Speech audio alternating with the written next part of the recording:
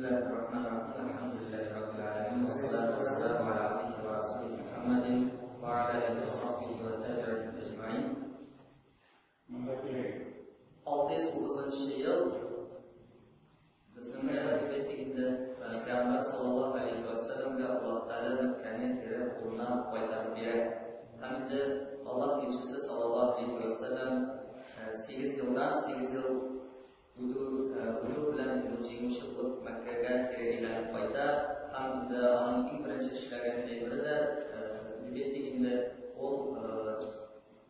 qavmdoshlarim ana chiqnarangan masalada o'zini qabul etdi. Ham shu yilni Hunayn g'azvati, ya'ni Hunayn sug'ushi bilan shundagi Payg'ambar sollallohu alayhi vasallam Makkada qo'sqin qolib ham amaydi Jibril farishta xabar etdi. Bani Saqif degan kishilar Toyib she'rlarida ona qarshi armiya hazırlab yotgan xabar etadi Payg'ambar sallallohu alayhi vasallamga. Ham mana shu g'azvatda Alloh elchisi sallallohu alayhi vasallam ko'p qarshi hali musulmonlar ko'rmagan ko'p sonli askar bilan shu g'azvatga chiqadi. Hamda shu vaqtda bir sahaba radhiyallohu anhu aytdi, Yomraqni islomni qabul etganlar bilan qo'ydi. Bugun de Allohni biz jingirmiz, chunki de bizning sonimiz ko'p de. Hamda Payg'ambar sallallohu alayhi vasallamga rasullarga qavul etdilar, chunki nima qadar musulmonlar son bilan turlarki Alloh taolo yerdan bilan jingdilar. Ham so'g'ish boshlanibdi, eng birinchi mezgillarda mushriklar jingib kela boshladilar. Hamda yomondan so'ngan G'ambas Payg'ambar sallallohu alayhi vasallam abisi Payg'ambarning amri bilan butun kishilarni jingashqina Alloh taolo yanada jingini musulmonlarga beradi. Shu so'g'ishda ko'p g'animat mollari yo'qolib qoladilar. Ham endi bunga qadar ko'rilmagan deb aytganda ham Payg'ambar sallallohu alayhi vasallam kishilarga bo'lib bera boshlaydi shu g'animat mollari. Ham Alloh taolaning hikmati bilan Payg'ambar sallallohu alayhi vasallam eng ko'p molni yolg'ina islom dinini qabul etgan kishilarga beradi. Misol uchun Akram bin Habis degan kishi ana 100 diya beradi, boshqa aytishlarga 100 diya. Hamda nashqaybutun mollarni bo'lib bitirgach, bir kishi aytadi, "Vallahi de bu bo'lib de Alloh taolo rizoligi uchun bo'lmadi de. Vallahi unda de qadr bitib bo'linmadi bu mollar de." Hamda Ibn Mas'ud radhiyallohu anhu aytadi, "Mende albatta sen musulmonlarni payg'ambarimizga zikirmin de sallallohu alayhi vasallam." Hamda borib aytadi shu so'zlarni. Hamda Alloh elchisi sallallohu alayhi vasallam ashundan endi qizarib chiqib ham aytadi, Alloh elchisi sallallohu alayhi vasallam javob etib aytadi, "Faman ya'dilu idza lam ya'dilu Alloh va rasuluhu." Kimsin diye Allah Allah'ın elçisi diye qadir bulmasa, kimsin qadir bulur tağıda diye. Hamda Allah elçisi sallallahu aleyhi ve sellem de "Yarhamullahu Musa ve udiya bi ektheri min hada fasabara." Allah Teala merhametli bulsun Musa aleyhisselamga bu diye bundan da zorrak gayetler bilen bana karşı gayetler bilen çıkalar idi. Lakin bu bir sabır etti diye. Hamda Payg'ambar sallallohu alayhi vasallam o'zining qardashi tuğanlar deb aytganda chunki payg'ambarlar dedilar tuğanlar Musa alayhissalomga shunday duo qilib qo'ydi Payg'ambar sallallohu alayhi vasallam. Ibn Mas'udga kelganda mana shu oshliq Payg'ambar sallallohu alayhi vasallamning oshliq intirsatida aytdi, "Vallahi bir o'shandan xabarlar bilan Alloh elchisi sallallohu alayhi vasallamga yetkirman" dedi. Mana e'tibor etsak, Alloh elchisi sallallohu alayhi vasallam qo'lida qoldi o'zini hamda biz bilamiz endi Alloh Rabbimiz ham qo'lida aytadi endi innaka la'ala xuluqin azim rasululloh sening xulqing buyuk deb Payg'ambar sallallohu alayhi vasallamga murojaatda ham shu kichkinagina misolda biz uning xulqi buyuk ekanini anglaymiz. Alloh Rabbimiz Qur'onda bandalarga o'zining qo'llarini taqvo qilishga qo'shdi, ya'ni Alloh taoladan qo'rqishga amr etdi. Hamda taqvoga qolgan oyatlar fattaqullaha mastata'tum diye Allah Rabbimiz buldura olgancha Allah Teala'dan qo'rqingiz deydi. İkinci bir ayette ise Allah Rabbimiz ayter: Ya eyyuhellezine amenu ittaqullaha ve qulu qawlan sadida. Ey iman getirgen bendeler, Allah Teala'dan qo'rqingiz hamda yaxshi so'zlargina aytingiz deydi. Yaxshi so'zlargina suylagingiz. Allah Rabbimiz Alloh surasida ayter: "Ve men yettaqillaha yec'al lahu makhraja ve yarzuquhu min haythu la yahtasib." Kimda kim Allah Teala'dan qo'rqsa, ya'ni u ushqandan qo'rqsa, peygamberdan qilsa, Allah Teala ona har turli mashaqqatdan shibu yo'lini ochar deydi.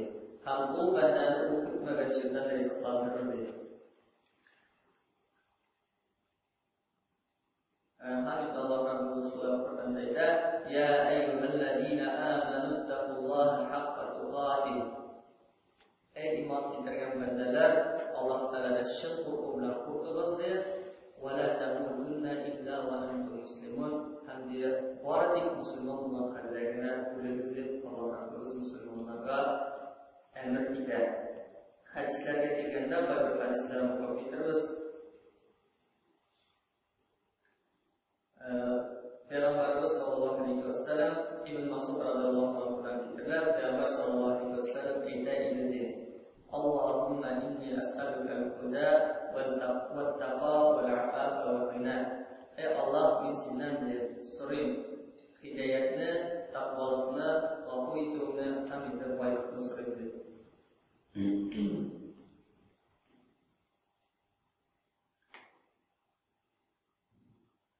Hamida şulay Allah elçisi sallallahu aleyhi ve sellem'de dürüstlükte ol diye dürüstlükte dünya ol lezzetli.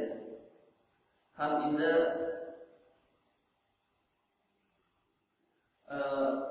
yani Allah şey lezzet kenedir. Ham Allah elçisi sallallahu aleyhi ve sellem'de korkunuz bu dünyadan, ham korkunuz hatun kızlardan diye.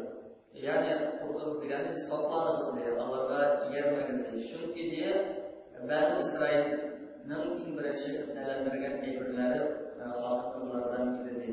Ya'ni xotin qiz fitnalaridan ham dunyo fitnasidan saqlanamiz deb Payg'ambar sollallohu alayhi vasallam vasiyatini aytib qoldirdi.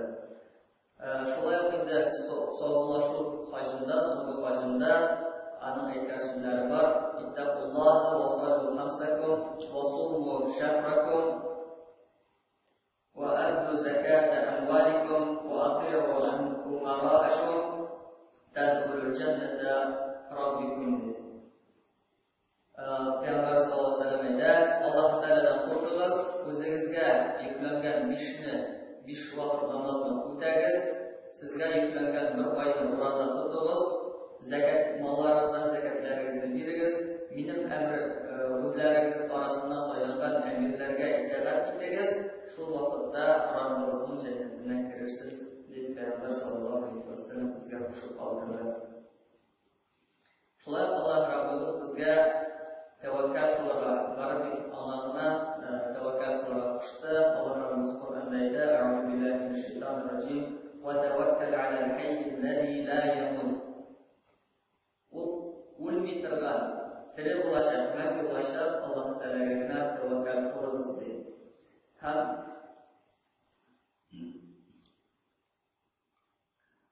Allah Rabbimiz şulay aytdi: "Ve men yetevekkel alallahi fehuve hasbuh."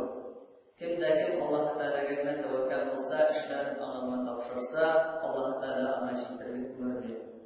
Ham endi Allah Rabbimiz boshqa oyatlarda aytdi: "Euzubillahimineşşeytanirracim. İnnemal mu'minuna allazina idza zukirallohu vajilat qulubuhum ve idza tuliyat aleyhim ayatuhu zadatuhum imanan ve ala rabbihim yetevekkelun." Dürüstlükte müminler Allah şoldur deydi. Eğer de Allah Teala isklerine düşürülse, Allah'ın kumulları, Allah'ın yürekleri Allah Teala'ya kurata hukulan olur deydi. Eğer de Allah Teala'nın ayetleri olsa, bu ayetler Allah'a imanla üstler deydi. İmanları artık Allah'ın takvalıkları artık. Hem de dürüstlükte o müminler şolardır, Allah Rabbularına tevekkül kılarlar deydi. Hem de şu tevekküllik konuda da bir kichkina hadis o'qib ketamiz.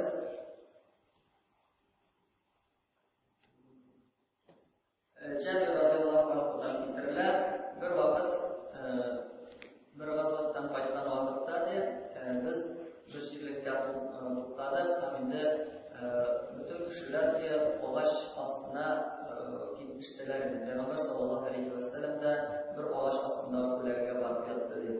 So'ngra biz uning shogirdlariga keldik, ham endi aniq qilda bir aqrabiy badaviy o'tiraydi deb, ham Payg'ambar sallallohu alayhi vasallam aytdi, bir sutda bo'lganda keldi dedi, endi men uxlagan vaqtda mening qilishimni oldi deb. Payg'ambar sallallohu alayhi vasallam qilmagan qilishimni berib qo'ydi. Mening qilishimni oldi, ham menga tubadi, ham aytdi, sen mendan qo'rqasizmi deb. Alloh elchisi sallallohu alayhi vasallam javob berdi, yo'q deb, meni senga ziyon solgan narsa qutqarlaydi dedi. Hamda Payg'ambar sallallohu alayhi vasallam aytdi, Alloh taolagina deb 3 taqdir qildi. Ikkinchi bir rivoyatda aytdilar, o'sha kishiga endi Payg'ambar sallallohu alayhi vasallam dinni islom deb qabul ettirgan qo'shdi, lekin endi tegsa aytdi, men qabul etdim, lekin senga qarshi bir vaqtda da qarshi chiqmayapman, ham endi sening bilan so'rashgan kishilarga bir vaqtda da yordam etmayapman dedi. Ham endi Alloh elchisi sallallohu alayhi vasallam ana jibati, ya'ni qarasdan Payg'ambar sallallohu alayhi vasallamning xulqi bo'lgan bir dalil, ana o'tirgan deb kelgan kishini u bir joylarda vafot etib yuboradi. Ham endi kishi qavmina qaytqashida, vallahi de Alloh taolodan ming kishilarning xayrisi bilan eng xayrlisini qarman sizning qarzaydan qo'ydim. Alloh elchisi sallallohu alayhi vasallam shunday edi, u o'zining sahobalarni, o'zining ergan kishilarni, musulmonlarni o'zining nashini ko'rgan misoli bilan tarbiyaladi. Hamda Alloh o'zidan qo'rqaydi. Alloh لقد كان لكم في رسول الله أسوة حسنة لمن كان يرجو الله واليوم الآخر وذكر الله كثيرا. Rasulullah sizga sizning uchun Payg'ambar sallallohu alayhi vasallam da ko'rgan misollar bordir dedi. Hamda Alloh Rabbimiz kimlar uchun dedi, kimda iymonda, kimda kim Alloh taolaga iymon keltirdi, ham qiyomat kunida shin ko'ngildan ishonadi. Ya'ni musulmonlar uchun Payg'ambar sallallohu alayhi vasallamda o'rnak misol, yerga tekshirgan misol bor. Uni endi Alloh Rabbimiz o'zining so'zlari bilan tasdiq qiladi. Endi Alloh Rabbimiz har barchalarimizga da mutlaq iymon, tavfiq, hidoyat, istiqomat bersin. Bizni har barchalarimizga dunyo baxtlarga erishtirsa, hamda qiyomat kunida eng ko'p savob bo'lgan ummat Muhammad sallallohu alayhi vasallam ummatidan bo'lgan aniq shafaatini olgan har barchalarimizga nasib qilsa. Elhamdülillahi Rabbil Alamin. Ve salatu vesselamu ala abdihi ve rasulih Muhammedin ve ala alihi ve sahbihi ve tabi'in.